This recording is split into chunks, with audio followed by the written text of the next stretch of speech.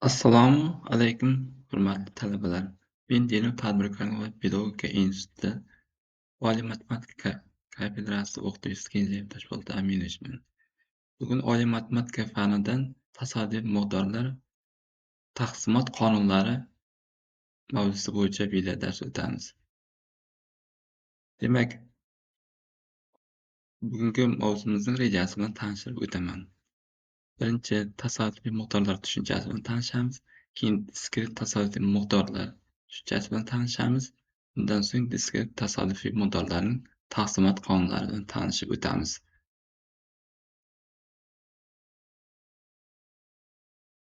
Ta'rif: tajriba natijasi biror qiymatlar to'plamidan tasodifiy ravishda bitta qiymat qabul qiladigan o'zgaruvchi miqdorga tasodifiy miqdor deb ataladi. Misollar keltiramiz. Birinchi misol: o'yin soqqasi bir marta tashlanganda tushadigan ochkolar soni tasodifiy miqdor bo'lib, undan qiymatlar to'plami 1, 2, 3, 4, 5, 6 dan iborat. Ikkinchi misol: bir sutka davomida Toshkent shahrida tug'ilgan chaqaloqlar soni ma'lum bir sonlar oralig'ida musbat butun qiymatlar qabul qiluvchi tasodifiy miqdordir. 60, 75, 58 va hokazo bo'lishi mumkin. Uchinchisi: berilgan partiyada yaroqsiz mahsulotlar soni 4, 5, 2, 3 va hokazo 0 dan to partiyada mahsulotlarning umumiy soniga teng bo'lganga qadar butun qiymatlar qabul qiluvchi tasodifiy miqdordir.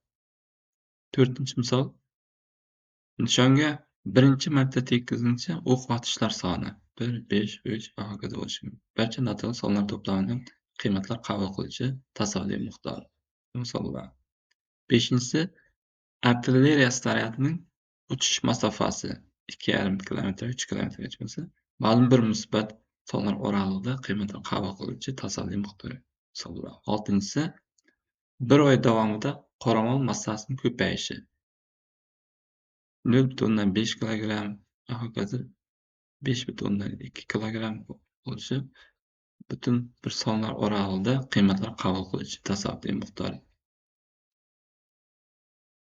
Tasodifiy miqdorlar ikki xil bo'lishi mumkin: diskret tasodifiy miqdor va uzluksiz tasodifiy miqdorlar. Endi ushbu tasodifiy miqdorlarning ta'riflari bilan tanishib chiqamiz. Agar tasodifiy miqdor qabul qiladigan qiymatlar chekli yoki sanoqli ketma-ketlik ko'rinishda yozish mumkin bo'lsa, bunday tasodifiy miqdorga diskret tasodifiy miqdor deyiladi. Yuqorida keltirilgan misollardan birinchi, uchinchi misollar diskret tasodifiy miqdorlarga misol bo'ladi. Biror chekli yoki cheksiz sonli oralig'ida barcha qiymatlarni qabul qilishi mumkin bo'lgan tasodifiy miqdor uzluksiz tasodifiy miqdor deyiladi. Yuqorida 4-chi, 5-chi misollar, demak, cheksiz, uzluksiz tasodifiy miqdorga misol bo'ladi. Tasodifiy miqdorlar x, y, z kabi bosh harflar bilan ularning qabul qilgan qiymatlari esa kichik x, y, z harflari bilan yoziladi. Tasodifiy miqdorning taqsimot qonuni yoki taqsimot qatori deb uning qabul qilishi mumkin bo'lgan barcha qiymatlari xi va mos pi ehtimollar majmuiga aytiladi. Pilarning yig'indisi 1 ga teng bo'lishi kerak. Har qanday tasodifiy miqdor o'zining taqsimot qonuni bilan bir qiymatli aniqlanadi. Diskret tasodifiy miqdorning taqsimot qonuni jadval, formula yoki grafik ko'rinishida berilishi mumkin. Bizda birinchi jadval ko'rinishi berilib turibdi. Keyin formula ko'rinishi, uchinchi grafik ko'rinishida berilgan rasmda. Taqsimot qatorining em nuqtalarini tutashtiruvchi chiziqdan iborat grafiga taqsimot poligoni yoki taqsimot ko'pburchagi deb aytiladi.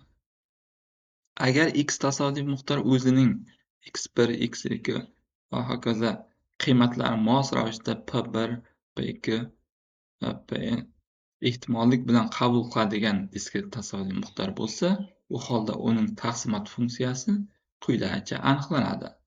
Bu yerda ning x dan kichik bo'lgan qiymatlarning ehtimolliklari yig'indisi olinadi. Quyida x diskret tasavvur miqdorining taqsimot funksiyasi va grafi keltirilgan. O'sha taqsimot funksiyasidan tanishib chiqamiz. Demak, x birdan kichik yoki teng bo'lganda taqsimot funksiyasining qiymati 0 ga teng bo'ladi. x1 bilan x2 oralig'ida bo'lganda p1 ga teng bo'ladi. Taqsimot funksiyasining qiymati. x2 bilan x3 oralig'ida bo'lganda taqsimot funksiyasining qiymati p1 plus p2 ga teng bo'ladi. x3 bilan x4 oralig'ida bo'lganda, demak taqsimot funksiyasining qiymati p1 qo'shilgan p2 qo'shilgan p3 bo'ladi. X ning qiymati x4, x5 oralig'ida bo'lganda, taqsimot funksiyasining qiymati p1, p2, p3, p4 larning yig'indisiga teng bo'ladi. X x5 dan kichik yoki teng bo'lsa, taqsimot funksiyasining qiymati 1 ga teng bo'ladi. Taqsimot funksiyasining poligoni demak quyidagicha ko'rinishda bo'ladi. Grafiga poligon ko'rinishda bo'ladi. X tasodifiy miqdorning AB oralig'ida qiymat qabul qilish ehtimoli P quyidagicha hisoblanadi. Endi ushbu mavzuga doir tushunchalarga doir masalalar bilan tanishib chiqaylik. Birinchi masala, 10 ta detal ichida 8 ta nostandarti bor. Tasodifiy ravishda 2 ta tanlab olindi. Tanlab olingan detallar orasida standart detallar sonining taqsimot qonuni tuzing, taqsimot poligoni yasang degan masala qo'yilyapti. Buning uchun nima qilamiz? Birinchi hisoblashlarni tekshirib ko'ramiz. Demak, o'sha yig'indilar PI larning yig'indisi 1 taqsim 45, 1 taqsim 16 taqsim 45, 28 taqsim 45 1 ga teng bo'ladi. Endi taqsimot ko'pirchagini yasaymiz. Buning uchun absissa o'qiga xi, ya'ni x tasodifiy miqdorni qabul qilishi mumkin bo'lgan qiymatlarni va ordinatlar o'qiga esa ularga mos ehtimolliklar pi larni joylashtiramiz. Hamda mos ravishda M1, M2, M3 nuqtalarini topamiz.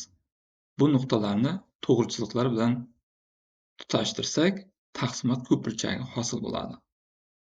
Mana rasmda biz ko'rinib turibmiz taqsimot ko'pirchagini. Endi iqtisodiyotda ko'p uchraydigan taqsimot qonunlarini keltirib o'tamiz. Demak, birinchi binomial taqsimot qonuni deb har birda hodisaning ro'y berish ehtimoli p ga teng bo'lgan n-ta erkli sinovda bu hodisa ro'y berishlar sonidan iborat x diskret tasodifiy miqdorning taqsimot qonuniga aytiladi. Mumkin bo'lgan x teng k qiymatining ehtimoli quyidagi Bernoulli formulasi bo'yicha hisoblanadi. Endi masala ko'rib chiqaylik binomial taqsimot qonuni tuzishga doir.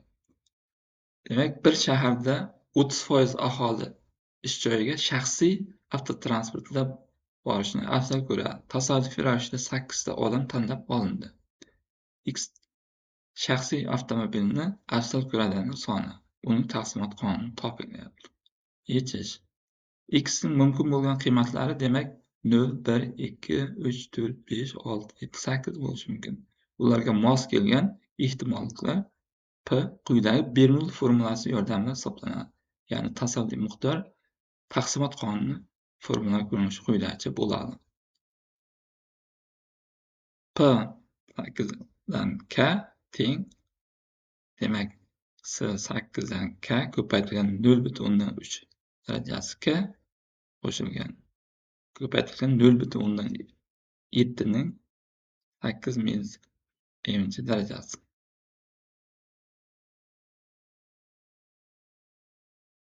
X taqsimlangan diskret tasodifiy miqdor deb chekli sondagi x1, x2 va hokazo xn qiymatlarini Pn teng 1 taqsim n ehtimolliklar bilan qabul qiluvchi tasodifiy miqdorga aytiladi. Tekis taqsimlangan miqdorning matematik tutilishi qabul qiladigan qiymatlarning o'rtacha arifmetiga teng. 3-masala. X tasodifiy miqdor o'yin soqqasi tashlanganda 2 yoki ustki holda tushgan ochkolar soni va y tasodifiy miqdor tashlanganda gerb tomoni bilan tushsa 1 raqami bilan 0 qiymat qabul qiluvchi tasodifiy miqdorlarning taqsimot qonunlari quyidagicha bo'ladi. Ya'ni x 1, 2, 3, 4, 5, 6 pl qiymatlari esa barchasi 1, 6 ga teng bo'ladi. Poisson taqsimoti ko'pincha ma'lum vaqt oralig'ida yoki uzunlik yuzlar oralig'ida hodisa ro'y berishi soni ustida gap borganda va ehtimollik juda kichik bo'lganda ishlatiladi. Masalan, 10 daqiqa davomida telefon stansiyasiga qilingan qo'ng'iroqlar soni, 1 soat davomida yoqilg'i quyish stansiyasiga kelgan mashinalar soni, 100 kilometr uzunlikka ega bo'lgan suv quvuridagi nosozliklar soni, ma'lum hududdagi 1 hafta davomida ro'y bergan yo'l transport hodisalari soni va hokazolar. Poisson taqsimoti bilan taqsimlangan x tasodifiy miqdor 0, 1, 2 va hokazo k qiymatlarini quyidagi formula yordamida ehtimolliklarni qabul qiladi. Ya'ni p x teng k kasrchilar lambda darajasi k taqsim k faktorial ko'paytirilgan y darajasi minus lambda. Bu yerda lambda n ko'paytirilgan p ga teng. Demak, n tajribalar soni, p hodisaning ehtimoli.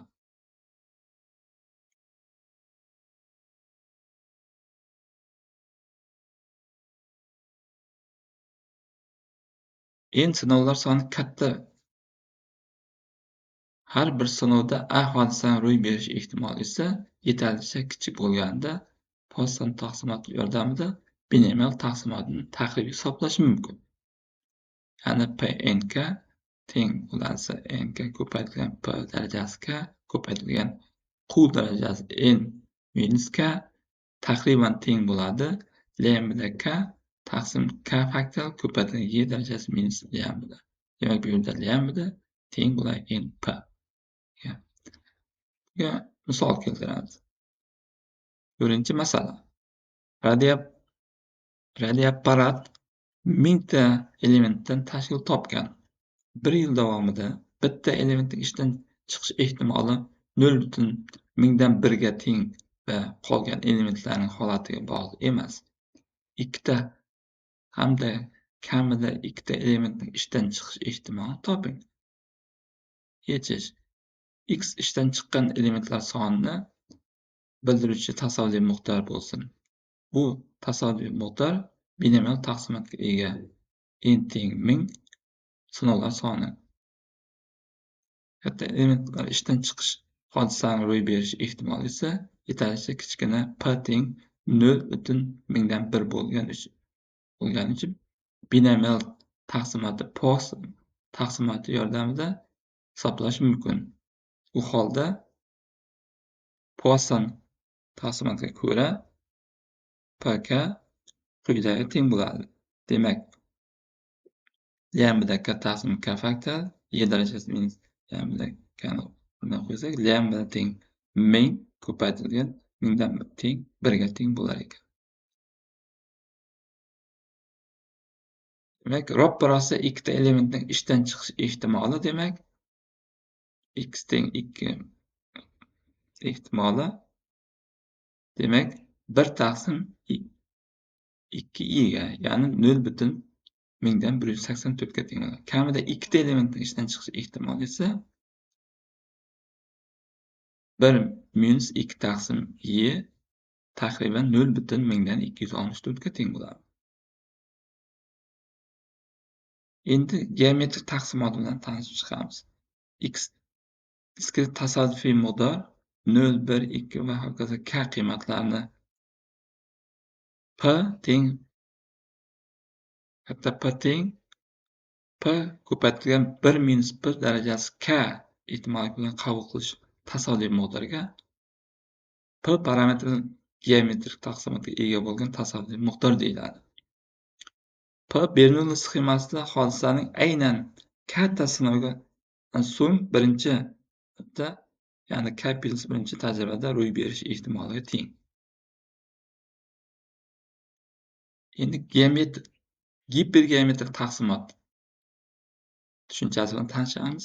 Gipergeometrik taqsimot 3 ta parametri katta N, katta M va kichik n lar yordamida aniqlanadi. Quyidagi masalani ko'raylik. Nta mahsulot partiyasida m dona sifatsiz bor. Ya'ni m kichik katta m dan. Tekshirish uchun partiyadan tasodifan nta mahsulot olindi. X tasodifiy miqdor tanlanmadagi sifatli mahsulot soni bo'lsin. X tasodifiy miqdor 0, 1, 2 va hokazo. Qiymatlarni quyidagi ehtimollar bilan qabul qiladi. N va m parametrlar o'zgarmay qolganda, n chetlikka intilganda gipergeometrik taqsimot binomial taqsimotga yaqinlashar ekan, sifatli mahsulot chastotasi bo'lsin. Agar n taqsim n kichik 0,1 tengsizlik o'rinli bo'lsa, gipergeometrik taqsimotni binomial taqsimoti bilan yaqinlashishi mumkin.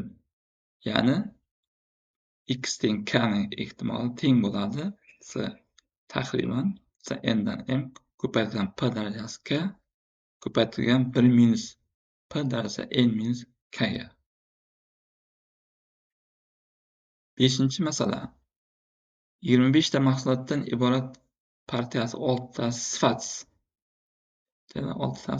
Tekshirish uchun partiyadan tasodifan 3 ta mahsulot olindi. X tasodifiy miqdor tanlanmadagi sifatli mahsulotlar soni taqsimot qonunini tuzing. Demak, masalan, shartiga ko'ra katta N 25 ga teng, katta M 6 ga teng, kichik n 3 ga teng.